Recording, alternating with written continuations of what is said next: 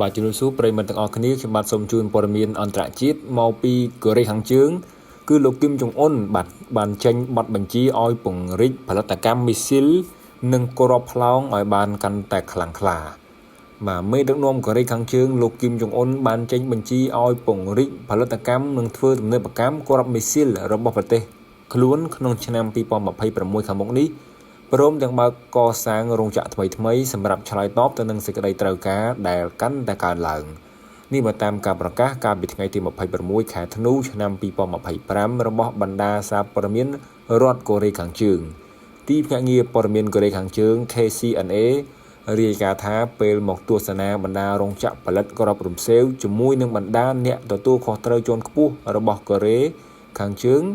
លោកគឹមចុងអ៊ុនបានបញ្ជាដល់បណ្ដាទីតាំងផលិតឲ្យឆ្លើយតបចំពោះសេចក្តីត្រូវការដែលបានគ្រោងទុក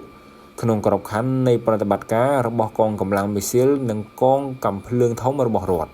លោកថ្លែងថាគេត្រូវបង្កើនថែមទៀតសមត្ថភាពផលិតកម្មជាសកលដើម្បីឆ្លើយតបចំពោះសេចក្តីត្រូវការរបស់កងទ័ព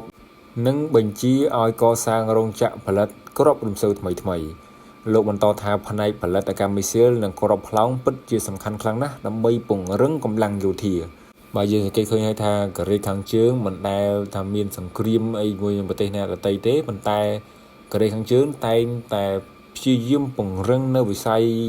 យោធារបស់ខ្លួនឲ្យកាន់តែខ្លាំងក្លាធ្វើយ៉ាងណាអាចទប់ទល់ជាមួយនឹងបណ្ដាប្រទេសមហាអំណាចកុំឲ្យមានឥទ្ធិពលលើកូរ៉េខាងជើងគឺកូរ៉េខាងជើងត្បិតតែនៅដែលឡែកពីពិភពលោកមែនប៉ុន្តែមិនហ៊ានជាមួយនឹងប្រទេសណាក្អកជាមួយកូរ៉េខាងជើងទេបាទកូរ៉េខាងជើងគឺតាន់រឹងមាំតែម្ដងបាទអញ្ចឹងខ្ញុំបាទជំរាបជូនព័ត៌មានអន្តរជាតិក៏មានតែប៉ុណ្ណេះសូមអរគុណសូមជម្រាបលា